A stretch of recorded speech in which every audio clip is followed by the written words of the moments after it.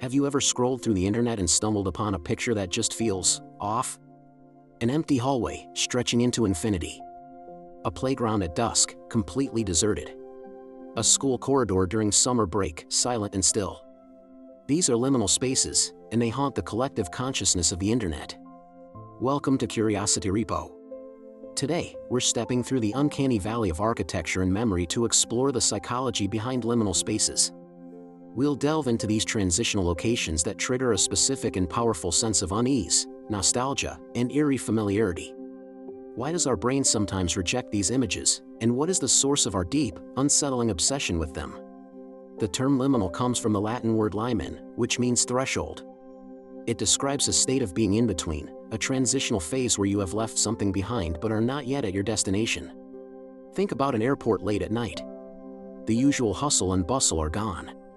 The shops are closed, the gates are empty, and the vast, echoing halls are populated only by the hum of fluorescent lights and the distant rumble of a cleaning machine. You are between flights, between cities, between moments. This physical state of transition mirrors a psychological one, creating a feeling that is both unsettling and strangely peaceful. The space has been stripped of its intended purpose and the people who give it meaning, leaving behind a hollow shell that feels both familiar and alien. This feeling is the core of the liminal space aesthetic.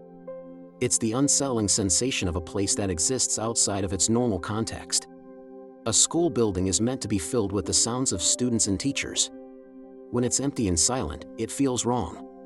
The space is still recognizable, but its soul is missing. This dissonance between what we expect and what we see creates a cognitive gap, a flicker of confusion in our minds that we interpret as unease or even a subtle sense of dread. One of the most famous examples of a liminal space is the internet phenomenon known as the Backrooms. Originating from a creepypasta post on 4chan, the Backrooms are described as an endless maze of empty, yellow-walled office rooms. The original image, a slightly tilted photo of a generic office space with monotonous yellow wallpaper and buzzing fluorescent lights, is profoundly unsettling. There are no people, no furniture besides the bare carpet and walls, and no clear exits. It taps directly into our fear of being lost and alone in a place that feels simultaneously familiar and completely unknown. The lore of the Backrooms suggests that one can knock out of reality and end up in this place. This concept plays on our primal fears of isolation and disorientation. The architecture itself is hostile, a non-Euclidean nightmare where the rules of normal space don't apply. It's a place where you are perpetually on the threshold, never arriving, never escaping. But why do these images resonate so deeply with us? A key part of the answer lies in our memories, particularly those from childhood.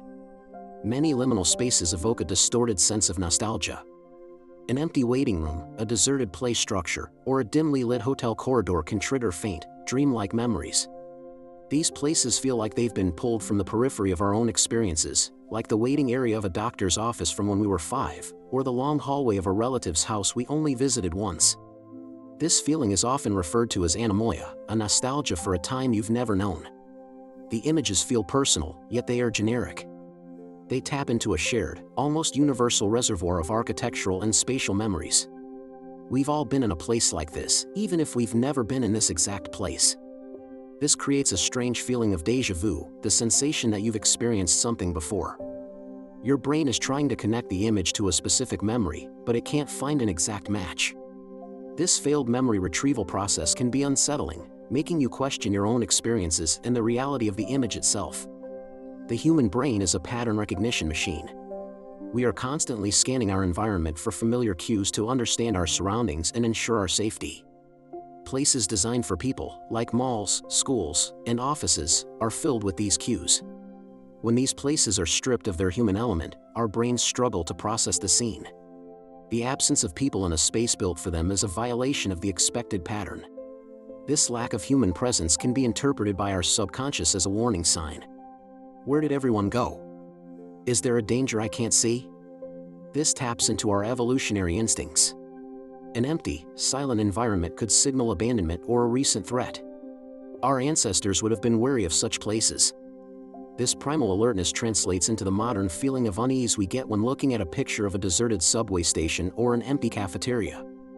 Furthermore, the architecture of many liminal spaces contributes to the feeling of wrongness. Long, repetitive hallways, uncanny lighting, and sterile, featureless rooms can create a sense of being trapped or monitored. Think of the endless corridors in Stanley Kubrick's The Shining. The symmetry and repetition are visually unnerving, creating a sense of inescapable dread. These spaces often lack a clear focal point or destination, making them feel disorienting. Our eyes search for an exit, a landmark, or anything to ground our sense of place, but find only more of the same. This architectural ambiguity throws our internal navigation system into disarray, enhancing the feeling of being lost and vulnerable. The aesthetic of liminality became a widespread internet subculture, particularly among younger generations who grew up in the digital age. This might be because their childhoods were extensively documented through digital photos and videos, often with a slightly surreal, low-fidelity quality. The aesthetic of early digital cameras, with their flash glare, awkward color saturation, and slightly blurry focus, contributes to the dreamlike, uncanny feeling of liminal space photography.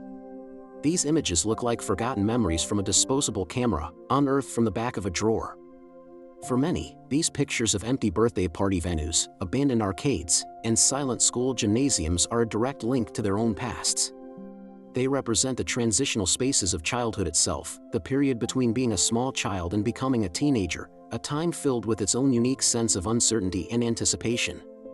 The obsession with liminal spaces, therefore, might be a way of processing these feelings of transition and nostalgia in a world that is constantly changing. It's a collective exploration of the uncanny feelings that bubble up from the depths of our own memories and anxieties. In a way, these images offer a strange comfort. They validate the unsettling feelings we sometimes have in the in-between moments of our lives. They show us that we are not alone in feeling a sense of dislocation or eerie nostalgia. The spaces are empty, but the feeling they evoke is shared by millions. By creating and sharing these images, we are collectively building a new kind of space, a digital community built around a shared psychological experience. We are finding connection in disconnection, and meaning in the meaningless. So, the next time you see a picture of an empty hallway or a foggy parking lot that makes the hair on your arm stand up, you'll know why. You're standing on a threshold, caught between memory and reality, purpose and emptiness. You're looking into a liminal space, and it's looking right back into the unsettling, transitional corners of your own mind. Thank you for joining us on this journey into the uncanny. If you find these strange corners of human psychology as fascinating as we do, be sure to subscribe to Curiosity Repo for more deep dives into the mysteries that surround us. We'll see you in the next one.